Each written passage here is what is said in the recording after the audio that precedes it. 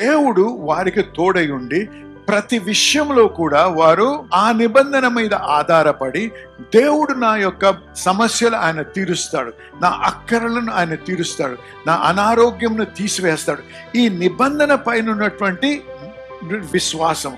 కాబట్టి ఆ నిబంధన మీద విశ్వాసం కలగాలంటే ఆ నిబంధన యొక్క సత్యములు అవగాహనలో బ్రతకాలి. ఇదేదో మనసులో పెట్టుకునేది, హృదయములో దాన్ని గమనించాలి, అనుభవించాలి. నాకు దేవునికి ఒక గొప్ప నిబంధన ఉంది.